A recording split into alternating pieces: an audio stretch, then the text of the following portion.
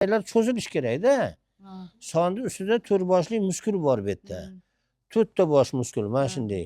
Mana shular hammasi endi mana 6 oy, 1,5 yildan beri mana qatib qoldi ishlamasdan. Endi bularni biz cho'zishimiz kerak-da, rezinka qilib.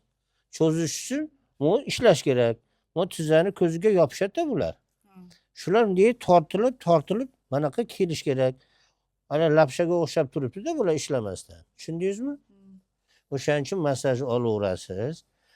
Gimnastikani qilaveramiz, harakat qilib ishlayveramiz. Bako suyaskalaringiz hammasi xudo xolasa sekin-sekin tiklanadi. Mana shunday qilib turib, maytiga 1 kilo 2 kilo tosh olsing. Ha, pastga qarab. Ha, mana maytga ilib qo'ying. Sekin-sekin o'zi nima qilib tushiraveradi, toliqadi. Birinchi, ikkinchi kuni jichdan keyin toliqib ketib olib qolsa, to'xtatib demang. Sabr qiling. Shuni harakat qilsangiz, keyin mana go'shtlar yuradi. Harakat bo'ladi. Siz qarang, na oyoqni baqa ko'tara olyapsiz, na bu yoqqa qilyapsiz. Tushundingizmi? To'xtatmang. Sizga ana plastinka nima? Yo, zarar qilmaydi ham, nabrot yaxshi bo'ladi. U bor, siz qo'rqmasdan bukaverasiz, shu yerga sinib ketmaydi. Tushundingizmi?